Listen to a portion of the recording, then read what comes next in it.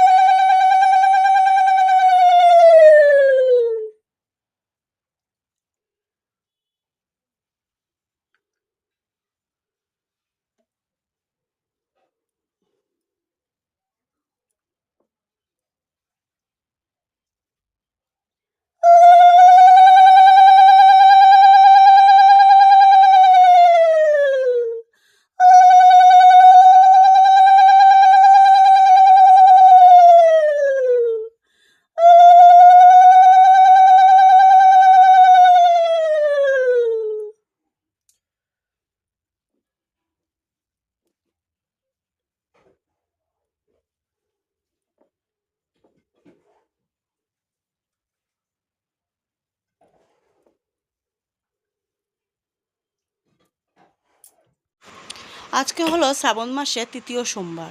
তো বাবার আশীর্বাদে পারলাম শ্রাবণ মাসের 3য় সোমবারটাও করতে। সকালবেলা তো 10টার ভিতরেই পুজো 10:30টার ভিতরে দিয়ে দিয়েছি, এখন 10:30টাই বাজে যখন পুজো দিচ্ছিলাম। আরও আগেও দিতে পারতাম, কিন্তু মামামকে যেহেতু স্কুলে দিয়ে আসলাম, মামামের তো আজকে স্কুল খুলেছে, মানে স্যাটারডেতেও খুলেছিল, কিন্তু আজকেও মানে স্যাটারডেতেও গিয়েছিল, আজকে থেকে একটু ক্লাস আর কি শুরু হলো। তো স্কুল চললে না একদিকে ভালো হয়, আমার কাজ কীভাবে যে আমার মানে 1টার ভিতরে শেষ হয়ে যায়, অন্য দিন দেখতে তো আমার 2-3টে বেজে যেত পুজো দিতেই। তো আজকে ভাবছি যে আজকে যে স্নান করে নিয়েছি তাড়াহুড়ো করে, কি যে গরম সারাটা দিন লাগবে সত্যি। আমি মনে করি না যত লেট গরমের দিনে না যত লেটে স্নান করবে তত ভালো বোধ হয়। আর স্নান যে কতবার করতে হয় সেটা তো ইয়ের বাইরে, তাই না, মানে একদম গোনার বাইরে স্নান করতে হয়। তো যাই হোক না কেন, দেখো ধূপকাঠি জ্বললে প্রদীপ জ্বললে কিন্তু দেখতে কত ভালো লাগে না, আমার কিন্তু খুব ভালো লাগে দেখতে।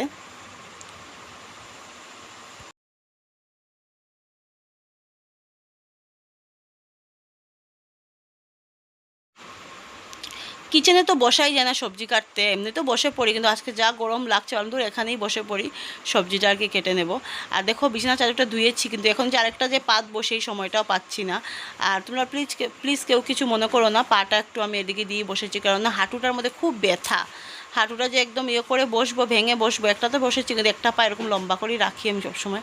এই হাঁটুটার মধ্যে আমি কেন জানি এই পাটা আমি ব্যান্ড করতেই পারি না, তো এই পাটা আমার একটু প্রবলেমও আছে, তো এগুলো আর বলছি না। এই যে পটল আলুর তরকারি করব, তো এই যে ডাল হয়ে গেছে, পেঁপে ছিল দিতেও ভুলে গেছি। এখানে মশলা কষাচ্ছি, আর এই যে আলু পটলের তরকারি করব, আর কিছু না। এখানে সকালের ভাত, কালকের ভাত না অবশ্য, যেহেতু নিরামিষ। ভেবেছিলাম পনির নিয়ে আসবো আলু পটলের তরকারি, যাতে পনিরটা না খেতে খেতে ভালোও লাগে না, তো ভাবলাম ধর আলু পটলের তরকারি করে নিই, আর এদিকে মুগ ডাল করি। ডাল না করলেও হতো, কিন্তু মামার জন্য একটু ডাল করতেই হবে, তাহলে মামা দিনে বলো রাত্রে বলো খাবে কি করে। একটু ঝাল দিই আমি আলু পটল তরকারি, যেহেতু আমি খাবো, এত ঝাল ছাড়া খাওয়াও যায় না, আর আচার তো হাতছেই হয়ে যাবে। আমি তো আজকে একবেলা তো ভাত খাবো, নিরামিষ খাবো, রাত্রেবেলা তো রুটি খাবো। তো কী হয়, আগে ভাগে তো না খেয়েই পারতাম, এখন তো তোমাদেরকে ওই দিন বলেইছিলাম। আজকে ভাবছি স্কুল যাবো, মানে যেহেতু শ্রাবণ মাসের সোমবার, তো একটা সবুজ শাড়ি পরি, এবছর আর পরা হয়নি। এবছর আর কি বলবো, মানে গরমের মধ্যে না একেবারে কিচ্ছু ইচ্ছা করে না, কিছু নেই, কিছু ইচ্ছে বলতেই নেই, না সাজা গোজা, না ঘেমে একাকার হয়ে যাই, মানে কি বলবো।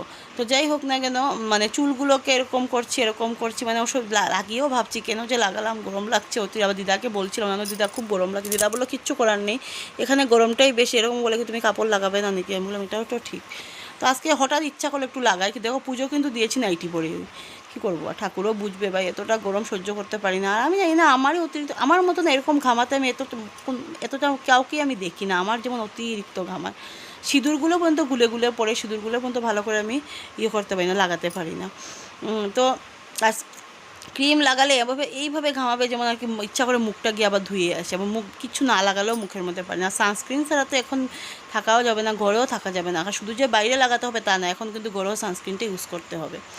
তো এইদিকে দেখো, আজকাল কি হয়, আমার মামামের জন্য আমি কিছু খুঁজে পাই না, এইদিকে খুঁজি, ওইদিকে খুঁজি, মেয়ে কী করে আজকাল সব কিছু ধরে, এটা ওইদিকে জানো তো, আজকাল আমি সব কিছু গদ্দেশের ভিতরে লকারের মধ্যে ঢুকিয়ে রেখে দিই, ধরাধরি করেছে তার জন্য।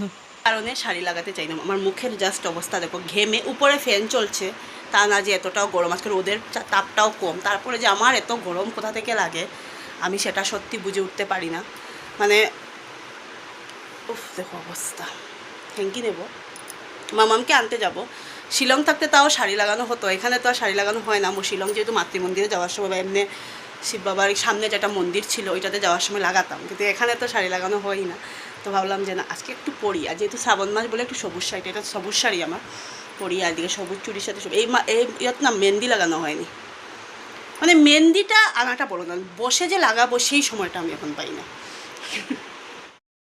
বেরিয়েছি, যাচ্ছি মামামকে আনতে।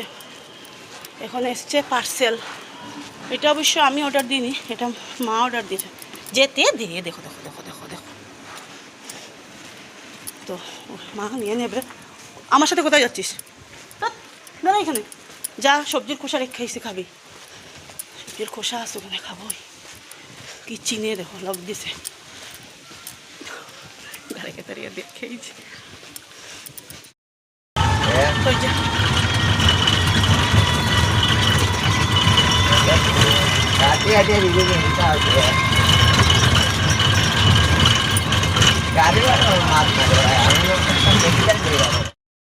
কষ্টে 3টে ফটো উঠিয়েছি।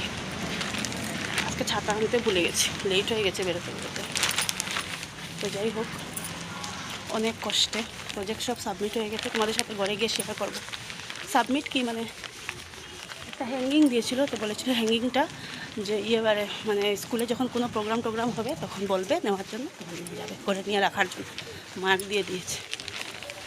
তো যাই হোক, শাড়ি শুড়ি পরলে না ফটো উঠবার ইচ্ছা করে, মেয়েটা উঠাতে পারি, মাম্মাম কিন্তু ফটো খুব সুন্দর উঠায়, আমার মানে বলে লাভ নেই। তো এই যে ভাত খেলাম, খেয়ে মামামকে প্রসাদ দিলাম। আগে প্রসাদটা দিইনি, জানি ভাত খাওয়ার আগে খাওয়াটা ভালো প্রসাদ। আর আমার কি হয়, জলগুলো যদি মই ঘরে রাখি না হয়ে যায়, গরম হয়ে যায় ফ্যানের হাওয়ায়, তাহলে কিচেনে রাখি।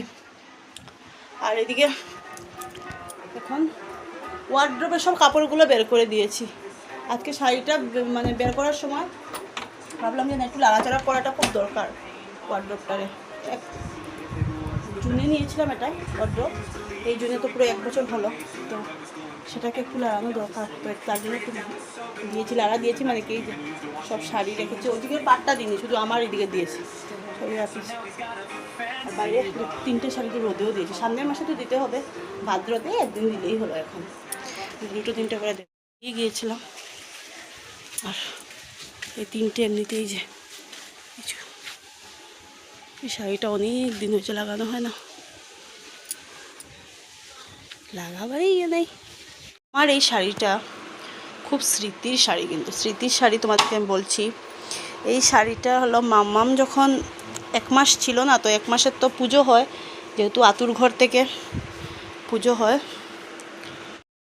আমার শ্বশুরবাড়ির মতে আর কি। মামা সাউন্ড কমা, তো সাউন্ড কমা না।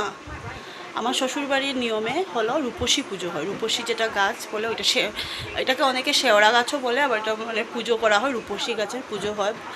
আর আমার বাবার বাড়ির মতে হলো নারায়ণ পুজো। যাই হোক, এখন তো শ্বশুরবাড়ির নিয়মেই রূপসী পুজো হয়েছিল, তখন মানে দীক্ষুর পাপা আর কি অমিত কিনে দিয়েছিল এই শাড়িটা। হতে পারে শাড়িটা এতটাও মানে তখনের সময় একটু দাম ছিল, আজকের থেকে তোমাদেরকে আমি 11 বছর আগের কথা বলছি, মেয়ের এখন 11 বছর বয়স চলছে, আর তখন একটু মোটামুটি ছিল, এত দামি ছিল না, মোটামুটি ছিল। আর এখন তো মানে অনেকটা পুরনো হয়ে গেছে, এইসব শাড়ি আজকাল কমই দেখা যায় মানুষের, কিন্তু আমার খুব স্মৃতির শাড়ি এই শাড়িটা, মানে এতটা ভালো লাগে শাড়িটা। 2 পার্ট শাড়ি কিন্তু এটা। তো ওকে বলেছিলাম আর কি সুতির শাড়ি কিনে নিয়ে আসো, বা সুতির শাড়ি কিনতে হয়।